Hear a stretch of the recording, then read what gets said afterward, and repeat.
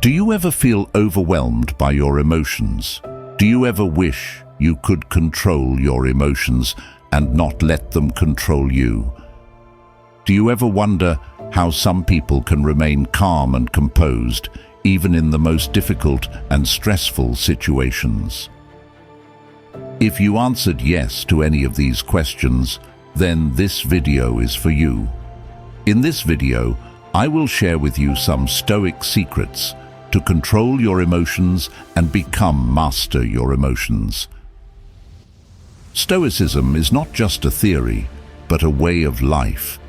It is not about suppressing or denying your emotions, but about understanding and managing them. It is not about being indifferent or passive, but about being wise and active. It is not about being perfect or happy, but about being excellent and fulfilled. Stoicism can help you control your emotions and master your emotions by giving you some powerful principles and practices that you can apply in your daily life. These principles and practices can help you in reduce your stress and anxiety, increase your happiness and gratitude, improve your relationships and communication, enhance your performance and productivity by being focused and disciplined, even when you are not motivated. Develop your character and confidence by being courageous and humble, even when you are afraid or proud.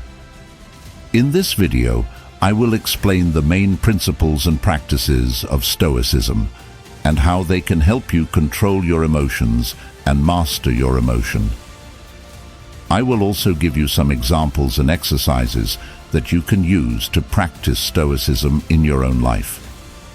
So, if you are ready to learn some Stoic secrets to control your emotions and want mastery over emotions, then keep watching and don't forget to like, share, and subscribe to my channel. Let's get started.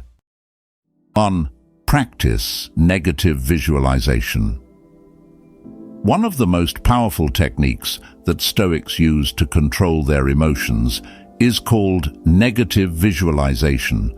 This means imagining the worst-case scenarios that could happen in your life, such as losing your loved ones, your health, your wealth, or your reputation. Why would anyone do this? Isn't this just depressing and pessimistic? Not at all. The purpose of negative visualization is not to make you feel sad or fearful, but to make you appreciate what you have right now and to prepare yourself for any possible challenges in the future. By practicing negative visualization, you can reduce your attachment to external things that are not under your control and focus on your inner state of mind, which is under your control. You can also reduce your anxiety and stress by realizing that most of the things you worry about are either unlikely to happen or not as bad as you think. Negative visualization can also help you cope with loss and grief by reminding you that nothing lasts forever and that you should cherish every moment you have with the people and things you love. As the Stoic philosopher Seneca said, "Nothing is ours except time." To practice negative visualization, you can set aside some time every day or whenever you feel overwhelmed by your emotions to imagine how your life would be without something or someone you value. Then ask yourself how you would deal with that situation and what you would learn from it. Finally, return to the present moment and express your gratitude for what you have and your resilience for what you can endure. Some examples of negative visualization are: imagine that you lose your job and that you have to find a new one or start a new career. How would you cope with the financial and emotional stress? What skills and resources would you use? What opportunities would you look for? Second, imagine that you lose your partner and that you have to live without them. How would you cope with the loneliness and sadness? What memories and lessons would you cherish? What new relationships would you build? Third, imagine that you lose your health and that you have to deal with a chronic or terminal illness. How would you cope with the pain and suffering? What treatments and support would you seek? What values and goals would you pursue?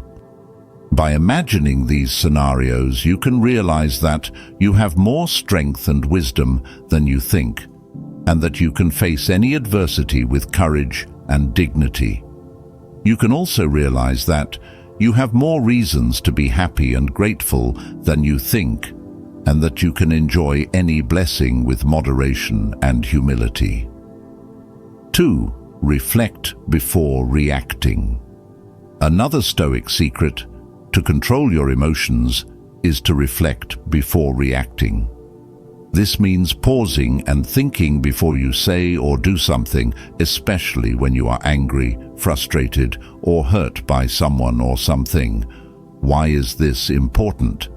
Because most of the time, our emotions are triggered by our judgments and interpretations of the events, not by the events themselves. We often react impulsively, based on our assumptions, biases, and expectations, without considering the facts, the consequences, or the alternatives. By reflecting before reacting, you can avoid saying or doing something that you might regret later, and that might harm yourself or others. You can also gain a better understanding of the situation and of your own emotions by asking yourself some questions, such as, what is the reality of the situation? What are the facts and what are my opinions? What is the cause of my emotion? Is it something external or something internal? What is the purpose of my emotion? Is it helpful or harmful? What is the best way to respond to the situation? What are my options, and what are the pros and cons of each one? By reflecting before reacting, you can also practice the Stoic virtue of wisdom, which is the ability to use reason and logic to make good decisions. You can also practice the Stoic virtue of justice, which is the ability to treat others fairly and kindly, even when they wrong you. To reflect before reacting, you can use some techniques such as counting to 10, taking a deep breath, writing down your thoughts, or talking to someone you trust. You can also use some Stoic quotes or maxims, such as Marcus Aurelius said, "The best revenge is not to be like your enemy." Seneca also reminded that we suffer more in imagination than in reality. And Epictetus also quoted, "It's not what happens to you, but how you react to it that matters." 3. Practice dispassion. This is third Stoic secret to control your emotions. This means detaching yourself from your emotions and observing them objectively without being influenced or carried away by them. Why is this useful? Because emotions are not always reliable or rational. They can cloud our judgment, distort our perception, and interfere with our actions. They can also cause us pain, suffering, and unhappiness if we let them control us. By practicing dispassion, you can gain a clear and calm mind that can see things as they are, not as you wish them to be. You can also gain a sense of freedom and peace that comes from knowing that you are not your emotions and that you can choose how to respond to them. Dispassion does not mean that you should suppress or ignore your emotions or that you should become cold and indifferent. It means that you should acknowledge and accept your emotions, but not let them define or dominate you. It means that you should use your emotions as signals, not as masters. To practice dispassion, you can use some methods, such as meditation, mindfulness, journaling, or therapy. You can also use some Stoic exercises such as the dichotomy of control. This is the idea that there are things that are under your control and things that are not under your control. You should focus on the former and ignore or accept the latter. Second, the reserve clause. This is the idea that you should always add the phrase, "if nothing prevents me," or "fate permitting," to your plans and expectations, to remind yourself that things might not go as you wish, and to be prepared for any changes or surprises. Third, the self-examination. This is the idea that you should review your actions and thoughts at the end of each day and ask yourself what you did well, what you did wrong, and what you can improve. Some examples of practicing dispassion are when you feel happy or excited, instead of getting attached or complacent, you can observe and enjoy your emotion, but also remember that it is temporary and conditional, and that you should not depend on it for your happiness.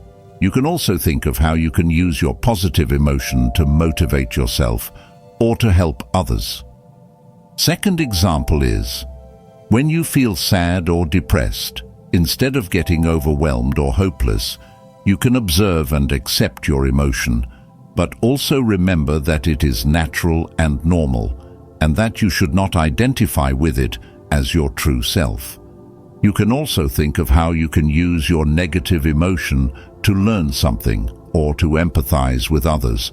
And third example is when you feel angry or resentful, instead of getting aggressive or vindictive, you can observe and understand your emotion, but also remember that it is harmful and irrational, and that you should not act on it impulsively.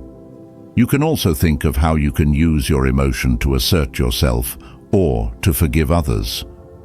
By practicing dispassion, you can become more aware, detached, and in control of your emotions, and you can use them as tools, not as tyrants.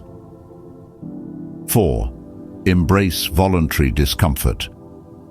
This means deliberately exposing yourself to some hardships or challenges that are not harmful or immoral, but that are outside your comfort zone. Why would you do this? Because by doing this, you can train yourself to be more adaptable, resilient, and confident. You can also reduce your fear, anxiety, and dependence on external things that might be taken away from you. You can also appreciate more the simple and essential things in life that you might take for granted.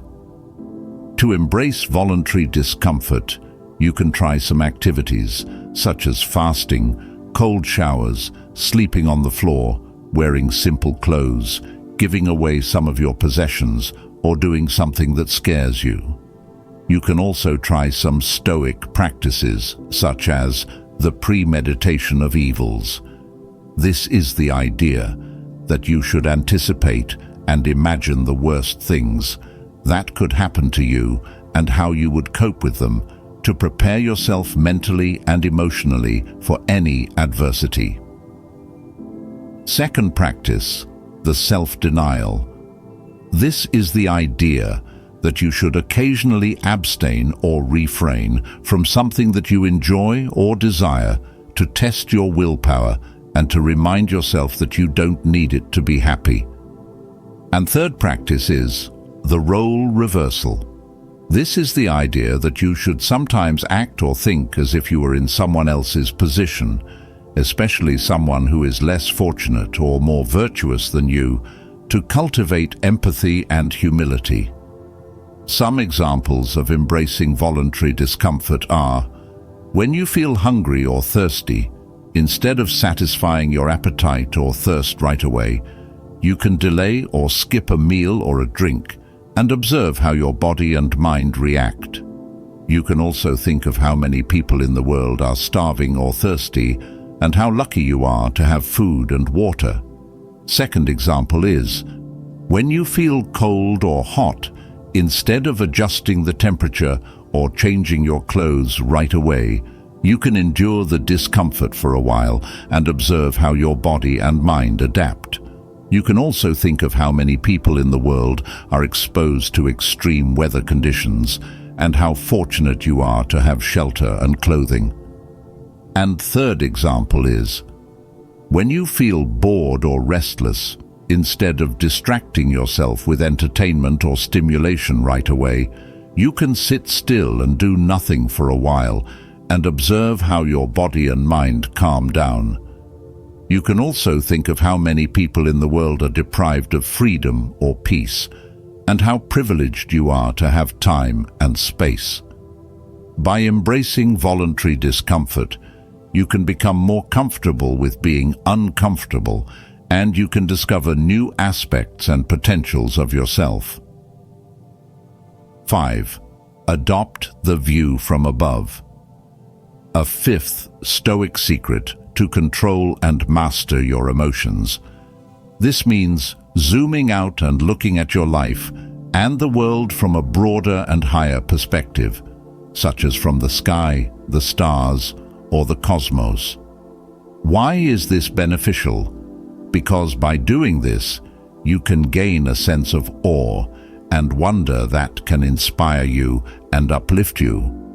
You can also gain a sense of proportion and perspective that can calm you and humble you. You can also gain a sense of connection and belonging that can comfort you and support you. By adopting the view from above, you can also practice the Stoic concept of cosmopolitanism, which is the idea that you are a citizen of the world and that you have a duty and a bond with all living beings, regardless of their nationality, race, religion, or status.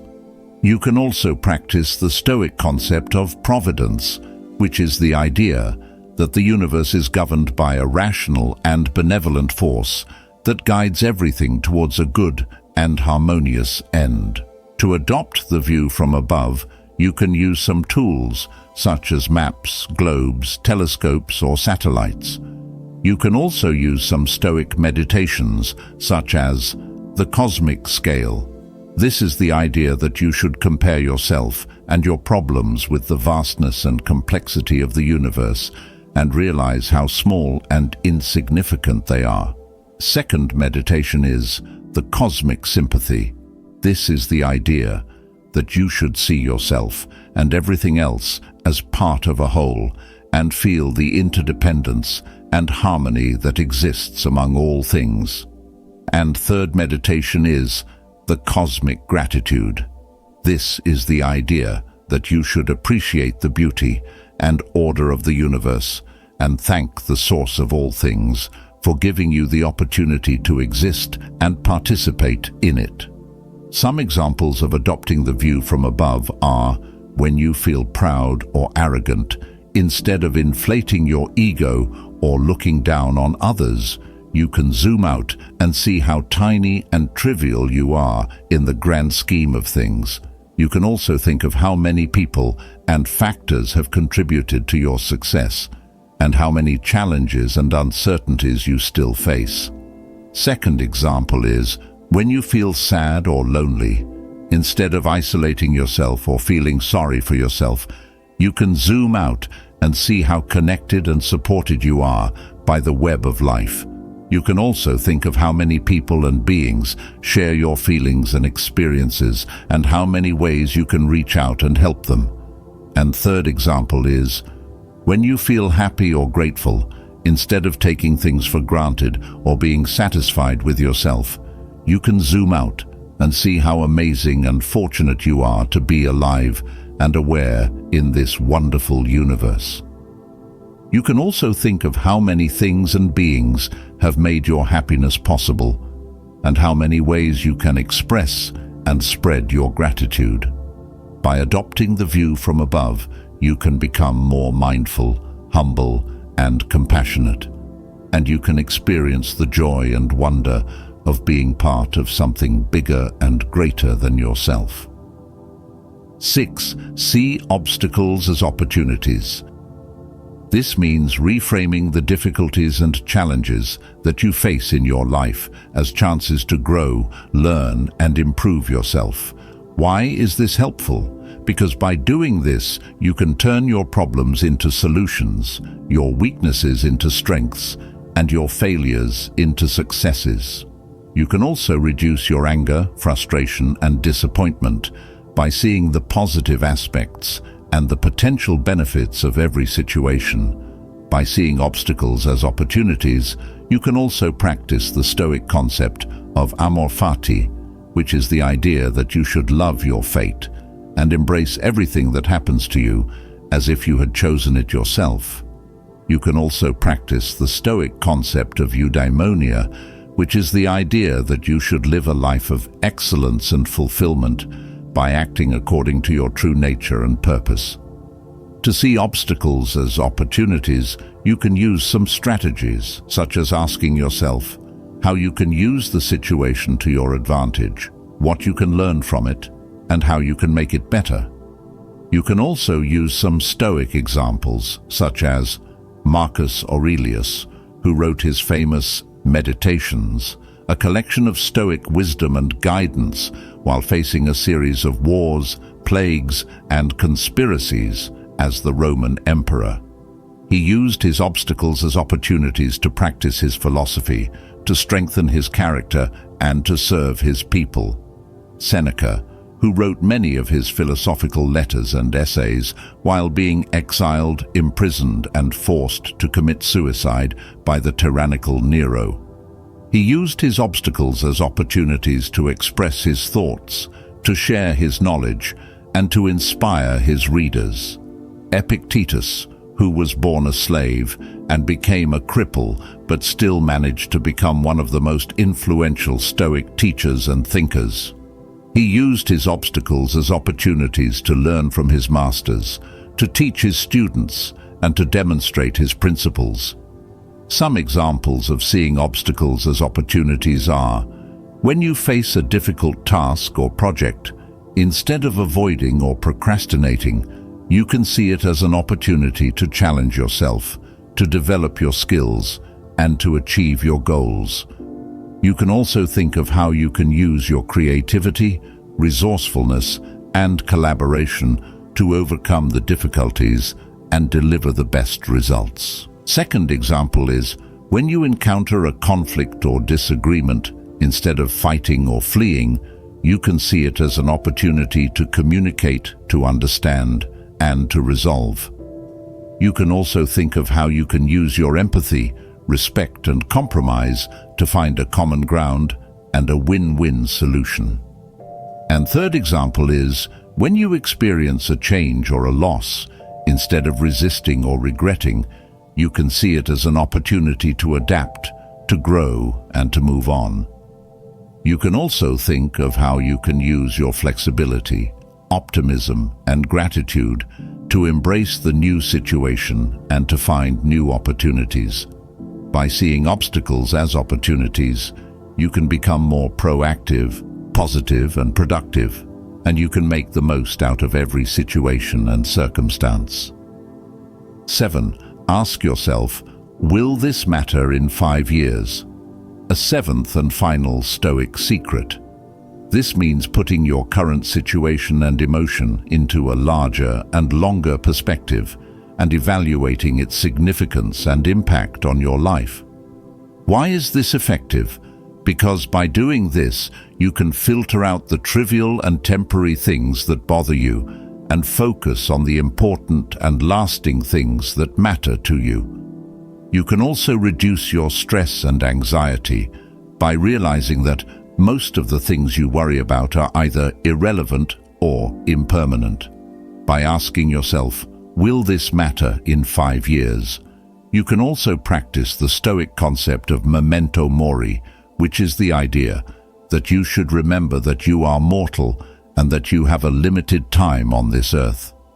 You can also practice the Stoic concept of oikeiosis, which is the idea that you should expand your circle of concern and care from yourself to your family, to your friends, to your community, to humanity, to nature, and to the universe. To ask yourself, will this matter in 5 years? You can use some tips, such as writing down your thoughts and feelings and reviewing them after some time to see how they have changed or faded. You can also use some Stoic reminders, such as Marcus Aurelius reminds that you could leave life right now. Let that determine what you do and say and think. Seneca also said, life is very short and anxious for those who forget the past neglect the present, and fear the future. Epictetus quoted, "Don't explain your philosophy, embody it." Some examples of asking yourself, will this matter in 5 years, are: when you feel embarrassed or ashamed, instead of dwelling on your mistake or flaw, you can ask yourself, will this matter in 5 years, or will I laugh about it later? How can I use this experience to improve myself or to help others? Second example is, when you feel jealous or envious, instead of comparing yourself to others or coveting what they have, you can ask yourself, will this matter in 5 years, or will I be happy with what I have? How can I use this feeling to motivate myself or to appreciate others? And third examples is, when you feel satisfied or proud, instead of resting on your laurels or boasting about your achievements, you can ask yourself, will this matter in 5 years, or will I have new challenges and goals? How can I use this success to inspire myself or to contribute to others? By asking yourself, will this matter in 5 years, you can become more mindful, realistic, and meaningful, and you can live a life that is aligned with your values and purpose. You have just learned 7 Stoic secrets that help you to control your emotions. These secrets are based on the ancient philosophy of Stoicism, which teaches us how to live a good life by practicing virtue, reason, and self-control. By applying these secrets in your daily life, you can practice negative visualization to appreciate what you have and prepare for what you might lose. Reflect before reacting to avoid impulsive and irrational actions and words. Practice dispassion to detach yourself from your emotions and observe them objectively. Embrace voluntary discomfort to train yourself to be more adaptable, resilient, and confident. Adopt the view from above to gain a sense of a we, proportion, and connection. See obstacles as opportunities to turn your problems into solutions, your weaknesses into strengths, and your failures into successes. Ask yourself, will this matter in 5 years? To filter out the trivial and temporary things and focus on the important and lasting things. By following these Stoic secrets, you can become more calm, balanced, and happy, and you can live a life that is aligned with your values and purpose. I hope you enjoyed this video on Stoic secrets. If you did, please like, share, and subscribe to my channel. And don't forget to comment below. What is your favorite Stoic principle or practice, and how do you apply it in your life? Thank you for watching, and remember, the good life is a Stoic life.